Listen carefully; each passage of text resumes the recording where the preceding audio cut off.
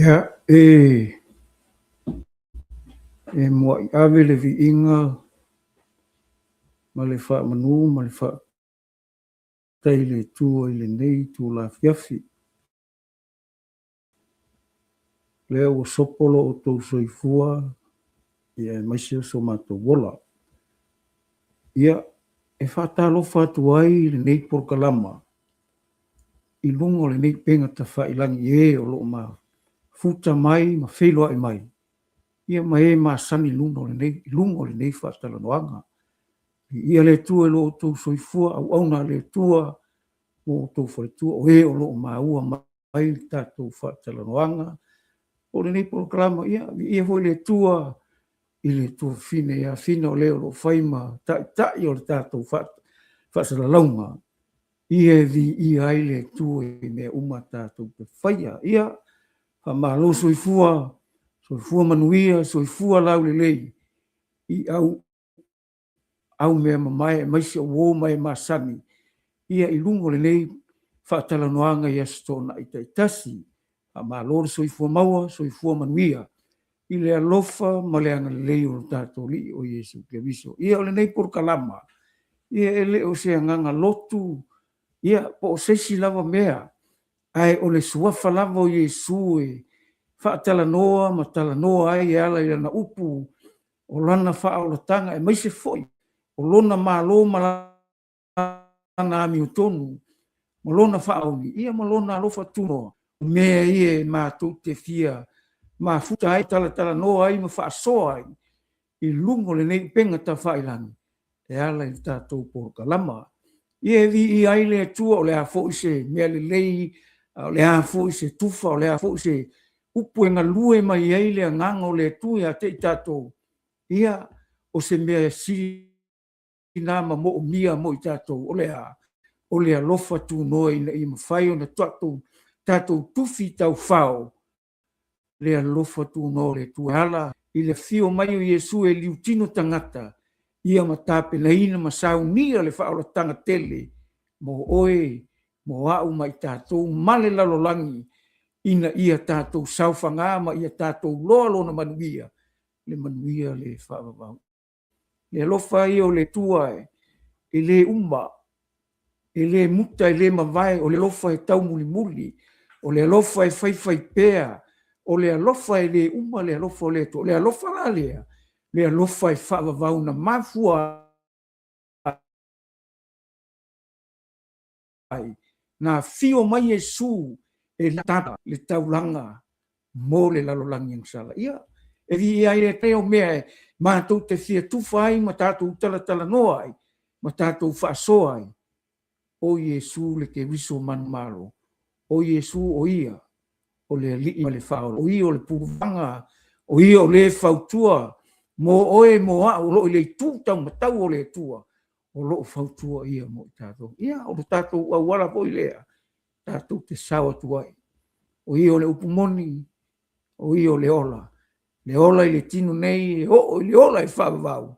O ia lava lea. Umana whailoa. E tusa o lana fionga. O lo ia te ia le manuia. O le ola e whaavavau i e lātou te whaavavau. Maula lalo ia ta malatu ta lia o ia malatu lo o ia ma ia ngatu lo lana o onga lana ta inga e maisi lana fa manatu ia te tato e ala lana fiona afionga fa wina ia nei fias ia o le nei fias le atato o lo i se foi tau i le afionga le tua ia tato fa so ai ta tonu i o leo tau foi tau ia tu fo ye ngang sesi ainga o le nganga o na upu nei fias ile ngaka e fai ma falosi ia e fai fo i fa ma fananga ia e fai fo i malu tau ia te tato le upu le tua fa sa o ni o se fa le ni me lo ton ma sao ia fa pena fa man ia tato ia no mai la le tato te paua lele. Kusina ione no mata upo iono. Wai upo asma. Se ia whaangata le whai upo e tōs futo le mana ia fo io. O upo ia iei tono le se lafo inga Iesu. I utaia. A tono fo iei niso tangata onu ese. I tu tono le maftanga le a le mana ia fo ia. O lea fe lafo inga. E manao ia Iesu i ona tangata. Whamai la le whaitawina. o le tae au ua iroa ai e le motu o tangata, e na tutu i le tasi tu o le vai, ua le ai se tasi vaa, i lea mea, na o lea na o ai o na soo, e le i o whaatasi fo i o Yesu ma o na soo i le vaa, na o na soo lava na o ai, a ua o mai nisi vaa nai tipe ria, e la taane i le mea na latu a ai ai, ina ua whaafitai e le alii, ua iloa e le moto tangata e le i ai Yesu, e le i ai fo i o na soo, o na o ai lea, o i lātou i le vaa, o na o ai lea o i lātou fo i vaa Yesu, ua iloa o ia i lātou i le tasi tu o le vai, o na wha pea mai lea o i lātou i a te ia. Rapie, na e maliu mai e moni, o te whai atu i a te outou, e le isa ili mai outou i a te au, a wana outou wa ai mai i whailonga, ai petai u outou a ai a reto, ma outou ma o nai. A wātou te ngalu, whamaino Yesu, a wātou te ngalu e i mea ai e pala, a o mea ai e tū mau le ola e whaavau, e fo ina atu i a te outou e le atali o le tangata, a wā ua whaali tino mai o ia e le atua le tamaa, o na whaapea mai lea o i lātou i a te ia, sa se mea mātou te whaia, ina ia mātou ngā lulue, i ngā luenga le tua. Ua tali atu Yesu o whapea atu i a te i lātou. O le nei le ngā luenga le tua. Ia o tou whaatua i a te ia. Ua awina mai e ia. O na whapea mai lea o i lātou i a te ia. Sa se whailonga e te whaia mātou te ai atu ai. Ma whaatua ai i a te oe. Ia. Ia mohu. Wai mai o ia ile. Ile whai upo e kōrusu. Whamai. No whapea mai e ile o i lātou i a te ia. Sa se whailonga e te whaia mātou te ai atu ai. Ma whaatua tua i a te oe. Mga kua na inga sa ili e la uai, lea whai kau kua me lea. Whamai, a tō i a te rapi. Na e maliu mai e nei ana whea. O le ofisi i pēna sau Yesu. I le mele o nā kou mau ai Yesu. O ngā kari leo Yesu. Whapea api a ke la kou. E moni. E moni. O te whai ate te outu. E le isa ili mai o tau i a tau. I whailonga. Ai pe tai o tau a ai a reto. Ma o tau maa o nai. O te whamai kale Yesu la ua rii. Ko ke le sa ili mai. Alanga o whailonga. O mea ai, o mea ngai Yesu na. I ai lua lau ia ma ngai a reto la ai ke lima ia. Lea nga whai e Yesu wa venga. O le mea la le whamai Yesu. Ko ke le sa ili mai a kia. Ko ke le eo mai e sa ili mai Yesu le whamai. Le whamai ngala ko sa a. Ngala ko o sa ili a Yesu. Le la mai nga e maliu mai nga whai. A kali la Yesu whamai. Ko ke le sa ili mai a kia. Ai nga ko wa ai. Whai longa. Ma ko maa o ngai. Whai mai lo leo Yesu le whai upo e rua fiku. A ua nga. Whamai. A ua. A tau te ngā lurua i mea ai e pala. A o mea ai e tū mau leo. E tama. O whaali mai le tua i tama. Ia Yesu. Lo whaali kiko mai e le tua le tama. Lo ngano. Ai ma ai la o kou le whasili la mai e le whaipu e kōrusu. Una whapea mai leo i nā tū ia te. Sia se whailonga. O le ale whailonga kua. O ngi sā le lalolangi o ka ngakangi. Le ala makali le li. Ia o hanga o le ke le anga le ia. E alua i le loku e makua. Wa au fika e le mawhawhau e le whaipune kōrusu. O langa ai ale whaima. O le sa se whailonga ma kuke. Wa ai e kua ia ki. O le wa umanga ai i whavenga ngā whai e le tua. O longa winga. O le tinoa. O le manatua e le tino ma mea o le tino. Enga o la ai whai kau le a makanga o le maka upu le. O langa whaamaro ro Yesu mai. O langa whai e Yesu whavenga. O langa nau ke ilo le maka ukia o le akali. Le alo le tua i whavenga ngai e whai. O le mena ke fia kalangoa i le fia filingi. Me o le anu le loku a. Me o le anu wa resi ngaka e anu le loku e le o malama i le a ngō le fina ngano le tua. A pia o kala fu ngai. E fai maka i le wa ai fai kalinga i le langonga a. Longa winga e wa ai le upo le kua le o le loko ai ngaka i le vai.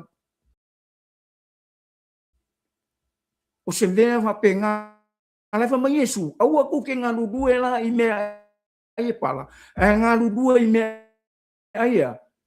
E kau le ola e wha.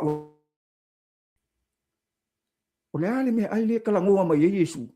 Au ako ke ngā lulua i mea ai pala. E ngā lulua i mea ai a.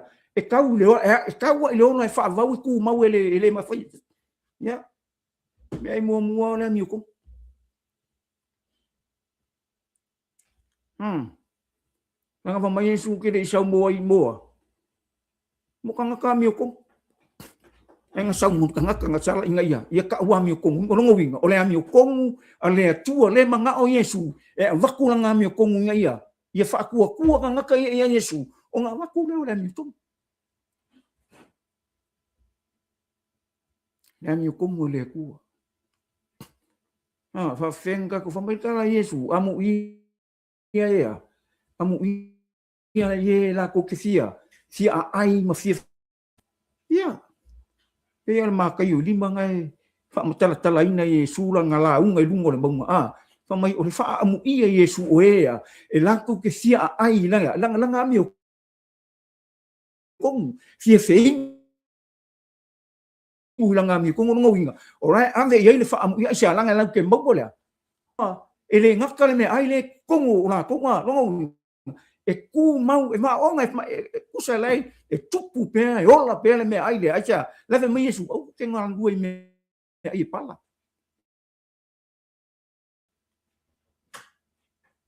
a ku se ku o le tūlanga whaale tino tātu te le mawhai o na au na ile tua na o le tino mai o mea ngā o mea whaale kingo le ai e ke whaale a ngangalo, e au ngā ngā ruenga i meo le kingo, e o iau mea e ke whai le kingo e mai pa ia aisa, langa laia ke oe lea, e o mai e ke olea, e pa ia mea e kalango ai le.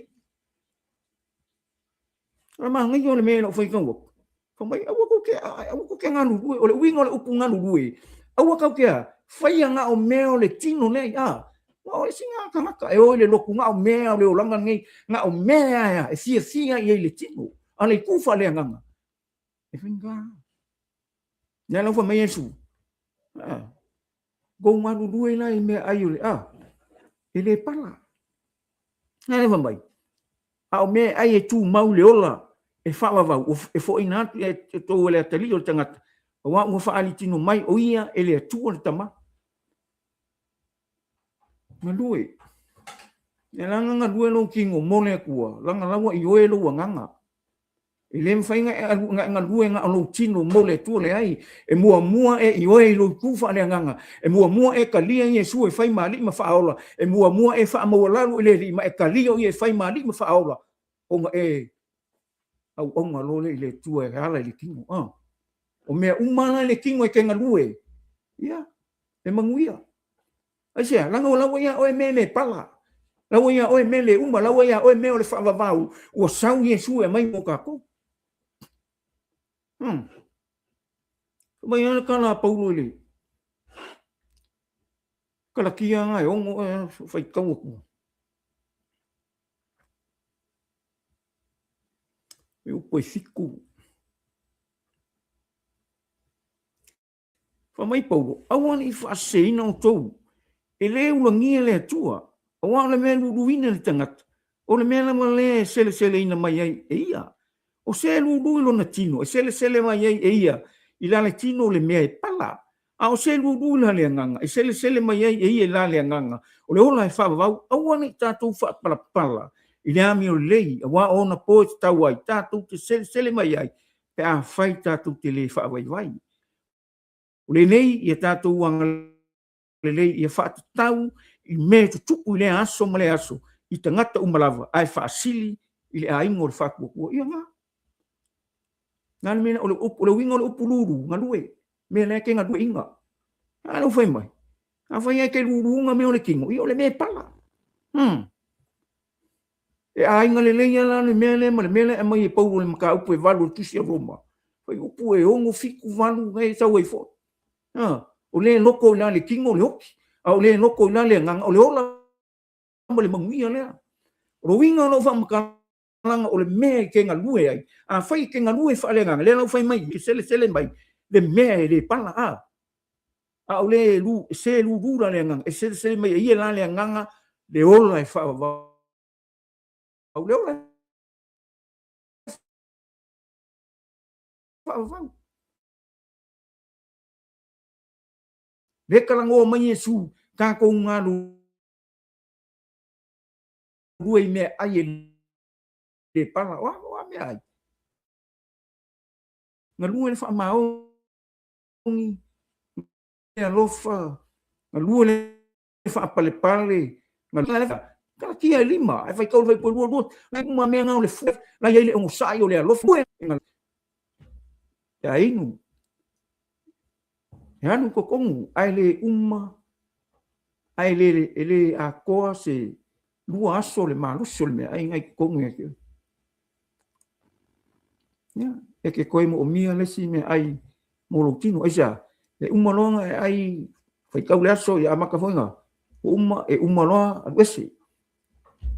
Eoi, mea ai le kingo e pala, pio kala Yesu, o le mea naku kongu sau e o le maliunga e wese, o le upo le tua po le mea ai wha le anganga, e ngofo i ko kongu ia ke oea, ke olai oe, ma ku mau ai ka kou, ma whaavai ai ka kou, ma whausia ai ka kou, ma ki nga e, ile mea ai lea, ile ami o kongu ma le wha maongi, ma le alofa, ma le onsai, ioi, o mea ia, ka penga inga ai ka kou, o mea ia e ngofo i ko kongu ia ke ka kou, inga ia ka kou lolea, le wingo le upu, po le fita lainga Yesu, ka kou ke le mawhaia la, iso kako poko mo so kako loa mo so kako malosi fartino le ai e kau ke manga o mia ka ko Yesu manga o mia ka ko le nganga pa ia manga o mia ka ko le upo le tu nanga afa makala le upu ai ke malama le wingo le upu ngole le lo fa longo wa fa o ngama ye lo ka loko fonga le ia nga lu ai le upo le ku longo winga le a kupu o kako loko le a fa va le kala ngo ma Yesu le me ai e ku mau e o le wha wawau. Ioi. Ka mai Yesu, aua kou ke ngā lugui. Aua kou ke ngā lugui me ai e pala. Pe o lenga whai mai ia. Le whai mai i pauro i le ka le sia le i kalakia. O se ai ruru li kingo. Ia. O le mea e pala. O le mea e uma. O le mea e ngaka mai. Ioi, o le mea ele wha wawau nunga marosi. O le mea le kalangoma ia Yesu. Ia ku mau ia ke ka kou ia.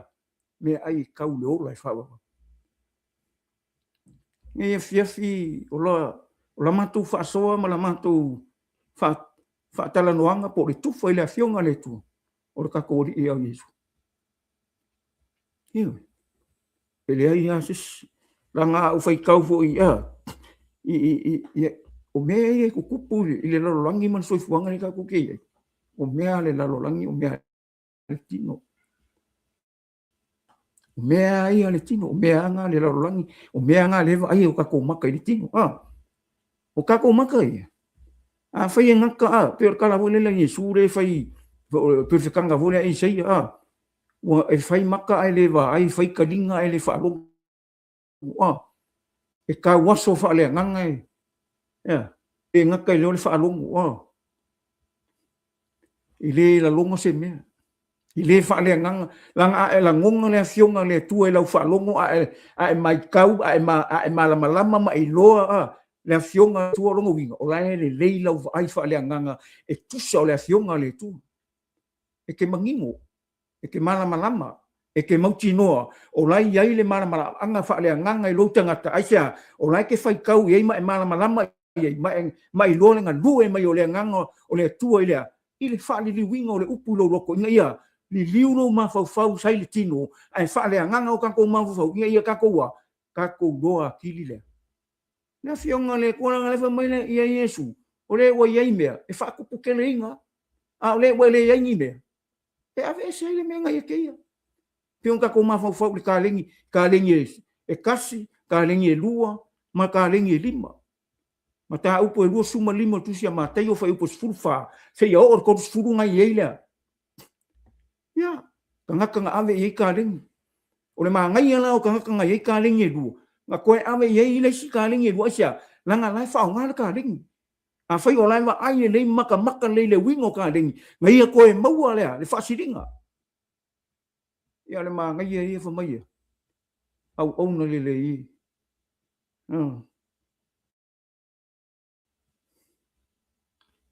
Ua e ngā lue, ma le wha maungi. Ia mo kofia foi oi, ke pule me keli. O lo wha maungi ngā lue mai eile nganga o le kua, ma wha ailoa ia ke kā kou le upo le atua, ma o mai eile nganga pa ia o le atua ia kā kou, le wha mangi ngonga o langa upu. Ma kili e alo kā kou lo. Ma e ngā lue, e le wha penga ro kā kou whai kau. E le wha penga ro wha ai eile ai. E ka kau ngā wha atino e tātou. E ka kau ngā kā kou mana malama ele, lea, ele wheriua ingo le upo le atua o kā kou lo. Ma wha kingo e kā kou. Ngai le se me ka o se o le mele on fa kua. Fa ko fai ka le le mta upo e luo tusi a Jakopo. E nga luo le fa kua. Manga duenga. Ia. E o fa kasi nga duenga. Ma le fa tu a alu langa le fa kua. Pe a linga nga duenga nga makke lola ia le asia. O le se me o kupu. A fai fo ilanga o nga duenga e le so fa kua. E le mele ma fu ai. O fai lo manos. Oi, la ke nga lua e lo malo si ai, se upu lo fa kua le, wale. E o fa kasi le fa kua, man le fa kingo ingo nga duinga, inga ia, kupu mai a ke ka kou lea. Pala ngā ariku spai. E le ngaka ka e maua mea ai o le kingo, ai ko e maua mea ai o, mea ai fa lea nganga, ioi. Asia, langa laiva ai o ka kou maka, e le o ngaka i le ka kou ai i maka ia, a lai o kukongo ka kou loko, lea, lo sila fia ma lo lo le fila ngango le tu aisa lang ngai kango le kua fa ku pukele ana fa me yesu o le wo ye me fa kelinga e fa kelinga aisa langa lai ke kali kongo le ku mai mala malama le mele manga o le ku ya ka ngai fia fi ale le fo le ka ku fa longo ia se lau pasenge ya ele ngaka la ele sau le upu ngaka i o kalinga po o kalinga e sau ngoko ku kongo ka ku kalinga o ka ku roko aisa langa manga o le ku le loko e o kala o ngana Yesu le si perfekanga ngai se fa mai fa laka laka mai ngai ngu nga ola nguku nga ola nguku ola ko ko ma mao a iwi me nga ka ko wo e ka pu i manu manu ka pu e ke le anu fa kamala ka ko ke le o sia langa ya ka ku o ka ko loko le e ngofo kupu ele tu ka ke ave lo na mi inga ave fa manu ave fa tai sia ile manga ole ku ka ko kupi o leo o lau ngana o lau ngangu ke fa nge ele ku la ka ko ngangu o la ngangu sa mo ya fa ye pele ya o lau ngangu ya pele ya o le ku o le nga mai le ngangu o mai le ngana ya ke ka ko ke fa ani ko ka ku ka ngaka sa mo ka ku ke lo fa nge ka ku ke lo fa tai ke vi vi le ku sia la ngol me nga ko ka ku foi ai la ngol me nga la ku fa ko ku foi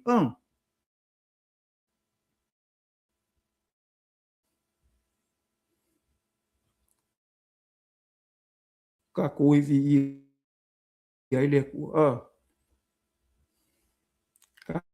aku pulanga o fili ioi fai mai foi le tusi e pelu lom ka opus fu ko fo pusu ka ku ke vaku so oi vi inga wa le me ka un ka ko foi longa winga a vaku so vi inga no winga e ke fa nge ke fa nge ka ku fa mangu le tua le ka ko wanga ngu sia la ngau sa mo e fa vai le ku e le fa pela fa vai le ku ai le lo vi e le lo ave fa kai le lo ave fa manu e ai ka kau a fai e fa vai sa mo le tua ka kau longa kau ngoi lo vila ngau me umai fai ma ngava fai kau salamo ngai se lauli mas furu fai kumu mudi o me umma e fai ma ngava e ao na vi ia ele tu ia nga o nga kaula o kaula ngaola ioi o laenga lue mai le nganga o le ko le nganga ola i ko kongu ia ke ka koa o taulanga ola o umanga mamai mai le kuoronga mamandu ia ke ka ko ke vaku ia ke ila vi inga man fa manu man fa malo man fa te esa o laenga lue ko kongu ia ke ka ko o ka ko o anga mea whainga ruenga o ka ko e ao nga vi i ai lung sua fa mama e fiafi nale me nga lue ke o te mingi a foi o nga lue me o le kingo a foi o e mo kua a fa inga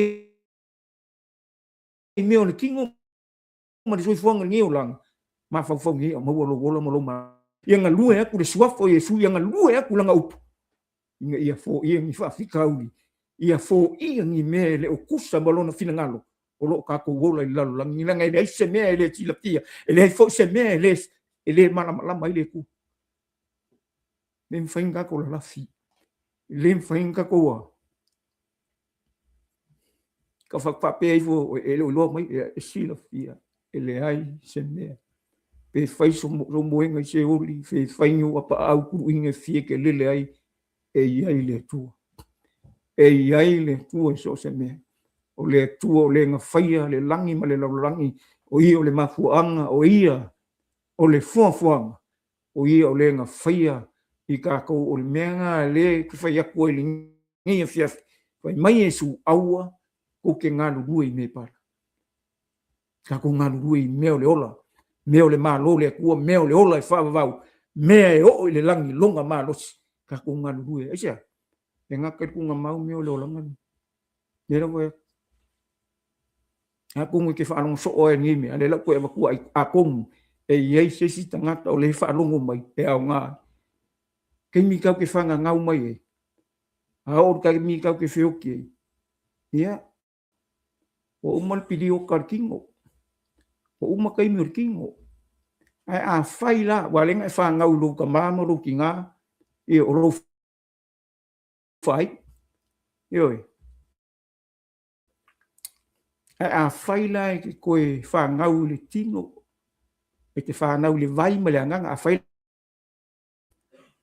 e ke le oki a fa pena ke oki e le ngaka o ku mau e ngaka ru kingo a o lu nga e alu le proteso me le nga o Yesu ma pangka ho le nga pangka ya Yesu ni ko mai kara pangka Yesu e fiolo malo man ku me Yesu le soka ke fa ka se proteso a fai la ke kalia Yesu e fai mari mfao a fai ke ko fa ngau fo inga a oki e le ngaka o ku mau ia o pio kana nga ela kwa lu nga e o kilo kingo ai lu nga pio le mereng fa me Yesu pangka longa winga o laia ke o le fa vavau o lawa ke o le nga sau e mai le ola e fa vavau o le nga sau ya ke o e mai le malo e fa vavau o le nga sau e mai ke o le aliami o tongu e fa vavau o Yesu le a ko e fa ngaula wa a ruanga e fa ngau e kasi le oki a fa alua a fa alua e fa ngau kasi le oki a e oki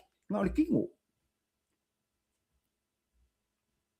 na le wingo lo ka a fa pe kasi nga e fa ngau e ke oki le kingo ia lo nga nga lu fa fa monga mo so sila fie le ngia fie o pidi o kai le o le ma ko ke kau ngau pe ma ko kau wala au pe le aso male as o lo wala le malo ele o se loku ele o se kanga kapa ia ele o se pero feka le ai wa sau Yesu e liutino tangata ma fa ai lo ma fa mala malama ma fa manino ia te tatu o ia ngalue le upu ngalue le mele pala langa kala kuspa ia ma vai le langi alla ma le laro langi ale upu le ma vai longa winga e ngalue le upu ngalue le me ai le pala longa winga a fa alua ngai fa ngau ai o mai le oki na lo kinga yo a o mai fo ina ke musikianga ia e ke le oki pe fa na ke o ai li uo e sia na ngai le upu le ku Walanga o mai le mele fa mai Yesu au ko ke ngalu dua me ai pala e ngalu dua me ai le pala e fo inga ko le kali e tu mau fa va ni fia fia ai o ki fo ia la ke o se sua fa ka o ro ainga ai ke le kali Yesu ia o e lost o au mea uma, ia, o le ale suafa maualunga, o le ale suafa kaua, o le ale mea o lo whaalupe ai lo, lai whaalangi e o ngai si fuanga, ngai si fuanga kau ke ola ai, ia, e oki ake le karia Yesu, ia, e ngakai ku ngamau, e oki, wa e karia Yesu, whamaina ke alu ma le mamalunga, e alu na le mamalunga ke alu e ke vi ai le kua, whaikau le kuse whaalinga e luka, ngai sau, le whaikau kua,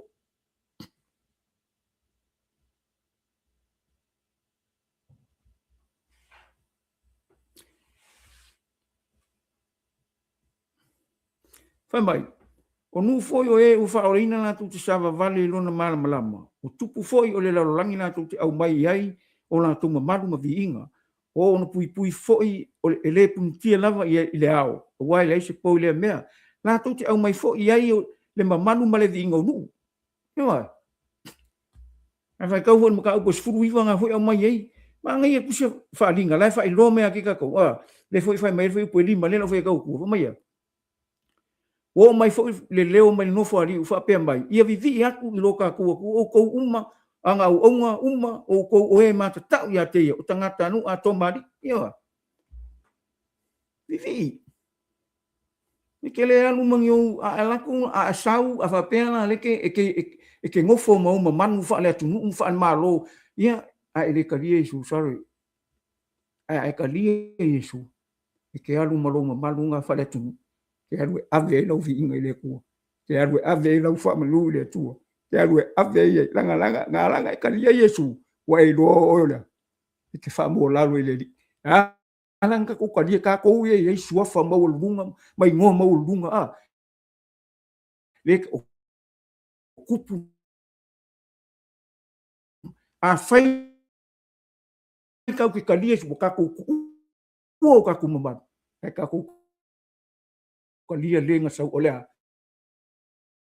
mama ole upo le ku ni e makele la le tingo me o le kingo e surrender me umo le kingo e fa ma wala lango me umo le tingo i le li o li ioi e sia nanga o le mea lai fa kali mai o le fa vavau male manuia e le ma faita ulia o umo na tape na ina le tua mo tato nanga ma ngai ke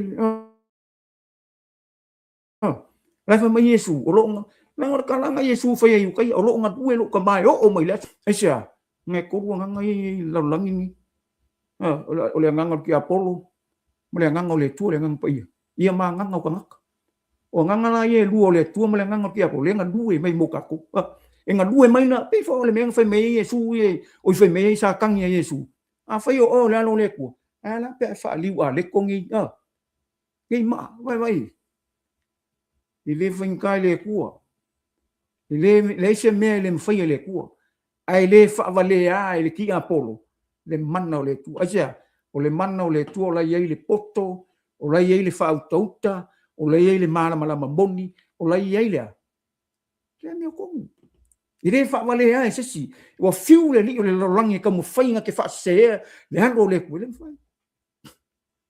Ngai wang mai e ifo. Ngai wha e Yesu. Ifo mai. Whamarikara ki Apollo. Ifo mai.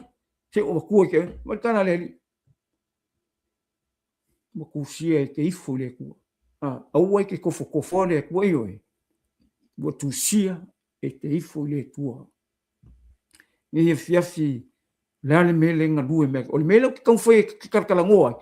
O le mea ai e kau le ola e whaavau. O le mea ai e tū mau. Le lau ke wa kua mea. O lau keilo. O mea ai e kū mau. O mea e kū mau.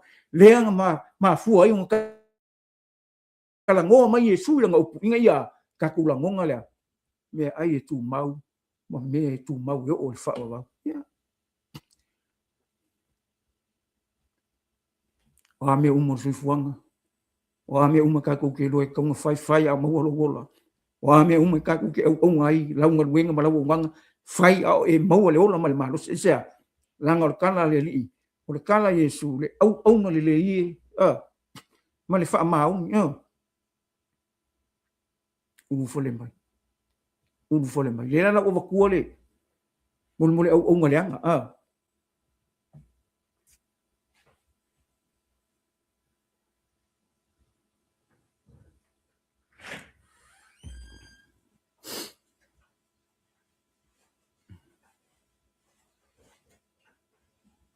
ole lo ke fia manga e wakule melenga kakare ile ua sau fo ile o iai le taleni tas ua fa be mai leli ua o no o le tangata faingata ua e sele ile me e te le iluru ina i seto o e fa poto fo ile me e te le i fa tape nei mea ona o fefe ile ua waru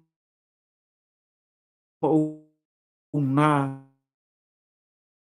la taleni ile ele faut o e lo o te sele ile mea na o le lu ina i seto o ke fa poko fo i mea na o le fa tape e ngai mea o le e te tau ai pe ana e tu ina atu lau a rio ye fa tau tupe o sau ona o mo ai le o la mea malona tau i vai le makau ki o kana ngaka le o ka se makau ki fa mai ua e sele le mea ke le lu ngai se vai la kala ua e le sele le mea ke le lu o langa mai le matai ya ke ia le ta le na vai kala o e fa poko fo i me ke le i fa ka pe ngai me kuso le wa o fai le li le upo e kaukala ilo na matai mai ka le ko le o lungari o e fa pe a te ia le au na le ngai mal pa ye o e loa o ke sele i le mena o le lu ina se o le na ave ia ke ia le ka lengi le la wa ka ni fa mai le mal pa ye o e lo ke sele i le mena o le lu ina se o te fa poko fo i le mena o le fa ta pe nai me kuso le o kango le ngoko ave ngai o le mea o le mea kaunga fai ia fa mai lo taleni se fu wa o se e fo inatu ya te ia te le ia na mea a o le o le ai mea e fa o le mea o ia te ia yo to tulia fo i le o nga le ngai polu i fafo e ia tau faitangi we ia tu le winga me wingo le faka oko ma le wingo le ngarue inga ma le wingo fam kalang ma le wingo le felafo inga le fai o longo winga o le o kango le li fai le me kaunga kalango mai e longa ke le meo le ngalue ke le meo excuse foi ngale ko inga upu foi ngai e pi e poko i upu e o poko i fam talanga e kau pupung i se me le o fa tau me ngale poko i le upu o le poko ngina lo langi mu kwa fa umakia va ale le kala po mai o le ka upu sa kau no o le vale ye o le malai o le mana o le tua ia te tatu fa o fa mai lea e le o le poko i upu ngai fa le au ngā sa tau wal me la le excuse e le au ngā ka ko lo le ia le men kupu le makanga o mea nga kupu o ngolea nei e fiafi ia fa mai kala paulo na fionga le tua mai le alofa tu no le tua o fa pe nei fa mai ki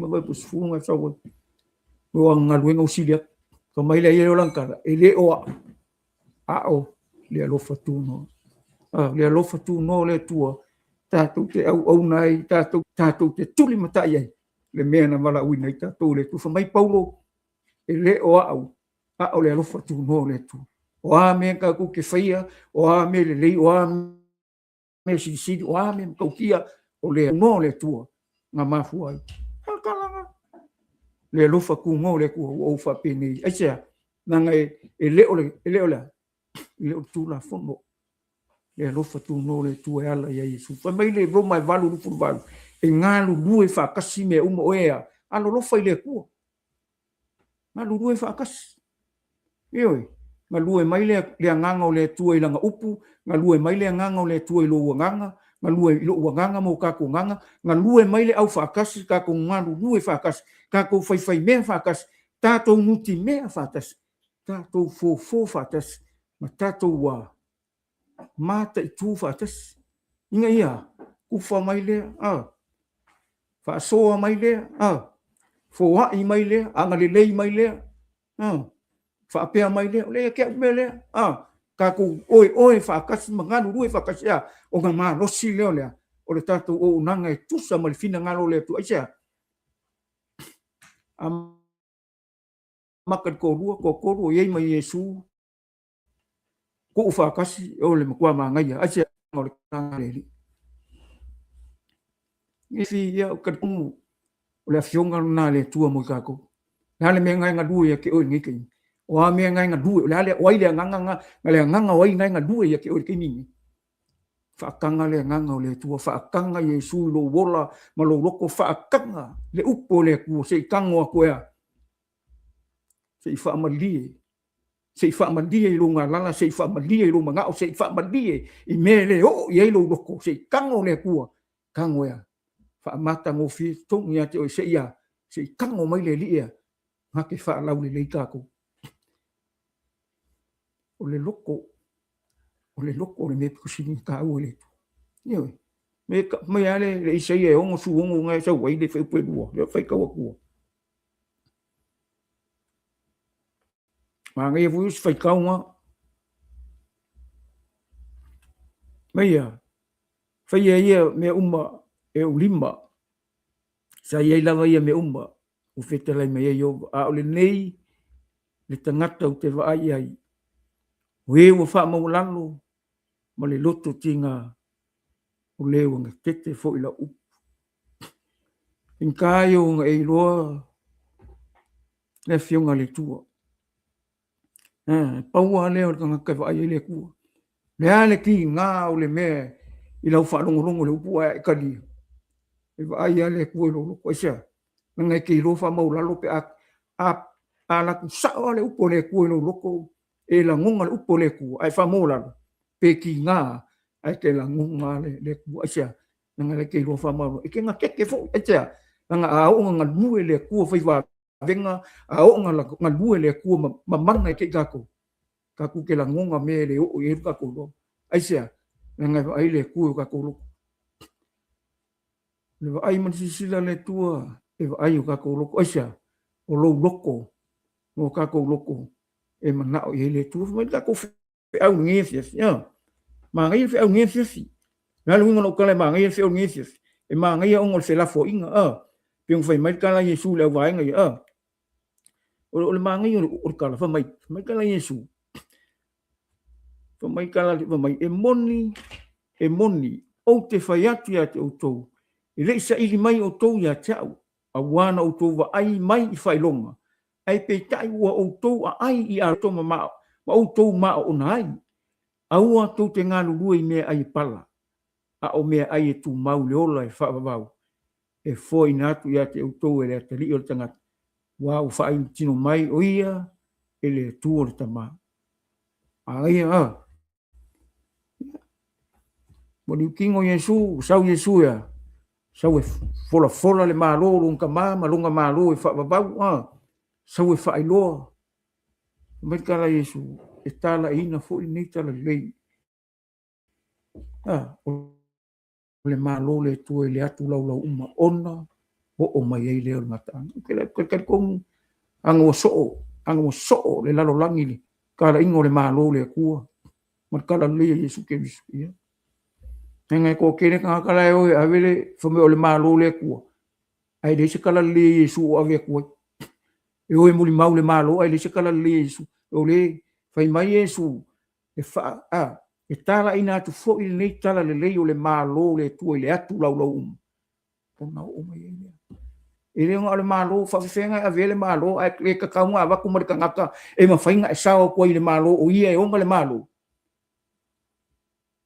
usoi ka ku ke o le ango le upu ma le mea o fa tala le upu ka ku ke o fo le mea o lai fai mai sa o le upu au ka ku ke fa se le upu e le o le loku ka ku ke mau ai le mangui le ora fa vau ma le malo le tu o Yesu ai ka lia Yesu mai o Yesu boia ke o le malo boia ke o le awala boia ke o le miuton boia ke ka ku le ya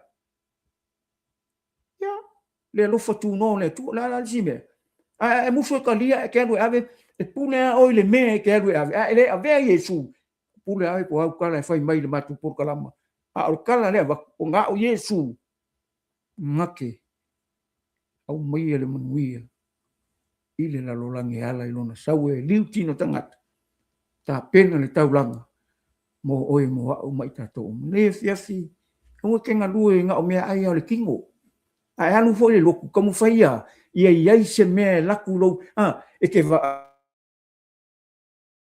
ai e pa fa longo ia alu ko kong ia ke oi inga ia ola mai le menga e te loa le mea lai fika lai mai ele ku nango kan kongunga le la pentecoso io o le nganga pa e ia le papisonga le nganga pa ia e renga le papisonga le vai ngau ia Yesu langa o Yesu e onga fa matkana yoang o au ke papakiso ia ke ukou le vai a o le muni mai ke unga ke papakiso ia ke ukou le nganga pa ia malas al kala fo nga Yesu fai ile au fo i tusia nga we fa mai au aku ke ku o Yerusalem se eu ko mo le me foi mai ka mau o lo ave finga nga o lo ave kala le o lo ave ma lo le ko sia ka ke le ma fai ka ko malosi ele o lo maloti ele o lo uloa ele o ka ko poko aya o le nganga o le ku e mana o mia so se kanga ka manga o le lang ka ko ke manga o mia Yesu inga ye ya ka ko le nganga pa ia le nga lue ngai ke ngai i to nua le e ka le si o le nganga pa ia rea ke fa mana tu le ekalesia le me fina ngalo ia ile tu ngake ka inga le ekalesia ngake o le ekalesia ile me tu le o kanko loko ile me ai le pala pe mo fa mai Yesu fa mai Yesu do ri o ke ri o mai sa ile ai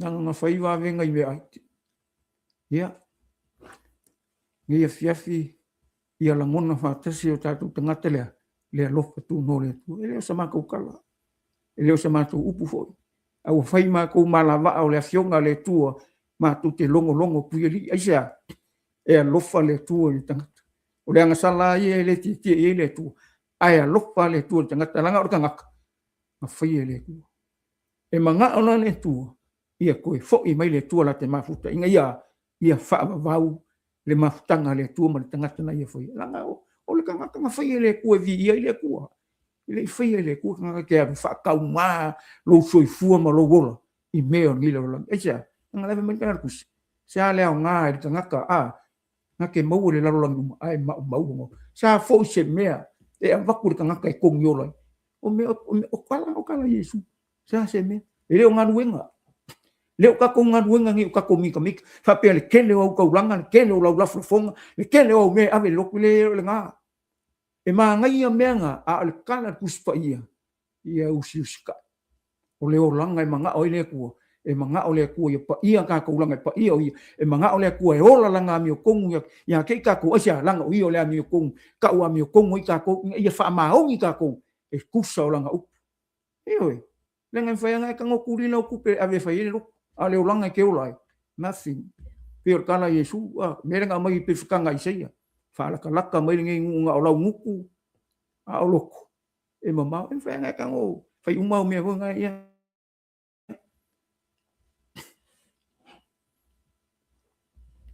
il fiele ku me uma lo si fonga o lo tino o lo ngana o lo leo o a me fa ai o le tua e au nga vi i le tua sia langa o le kunga mai ka ko le lalang ka ko le i mai mo se mea nga o ka ko mai le la va e ka ko o fo ya nga ki ngo ai nga pau wale mea ia e ko fo i male o le langi ke alo mo ai sia nga le fau ko ngia ke oile me ai dai ho me ai fa le nga sia e ke loro ma male tu ni sia si fa merka kom ku fa mai au tu te nga lu i me ai pala au me ai tu mau le ola fa va fo inatu e fa va fo inatu ya te tu ele te li o tanga o fa ni tino mai o ia ele tu le tama ia Piong fai mai kala Paulo ia Efeso. Ele o ngā ruenga nge mika sekas. Ka konga fai ele tua. Ele ore ke leila o lau kupe a kongi o lai o ele ai, o le toto. O le koko, o le anganga, o le kingo. O le mafau, ioi. E o ilau vai. Yesu a ko arangang sa. A le koko langa i kongo ia, o le olonga ola. Lai ei le ami tomu le ola mea kongi ola i kako. Nge ia fiafi le o ngā ruenga mika sekas. O kako o ngā ruenga le tua. Ngā lue mai longa mana, ngā lue mai lana upu, ngā lue mai le suafa manu malo, Yesu lona manu malo. Ina ia, tātou ngā lue le fina ngalo le tua. Ia ngā lue mai foi, le mea ailea. Mō loua nganga, mō kako nganga. Inga ia kau le ola e whaavavau le kako kausingonga. Ia auangi kako koe kepa i kua wha. Mai Yesu, manga kua le a wā loka. Aisia, ngā anu le a wā loka. Whai aku i au ke koe kepa i kua ai pangale. Ngā koe kepa i kua olonga loko. E alua, a laile ilunga loko i so koma makuma karu whai ia. O kalanga Yesu, manga kua le a wā loka. Nā le unga kala, o le kanga olonga lima suoko singa ma koe kepa i kua. E le au ngā lai le mālo le kolonga winga. Kako ke rea o ngāra, kako o koe kepa i kua. Kako kau ke oroa, ia o ale kei me wala au mai le tue ke o i lo uola ma lo soifua. A lai ke ngā lue a. A lai ngā lue mai ale mea ai lea ia ke oe maa. Lai ngā lue mai ale mea ai lea ku pongo kako kakaka. Inga ia, kau ngu le manguia lau whaatau tainga, ma lau whaatau whala inga. E le whaingofia le ala.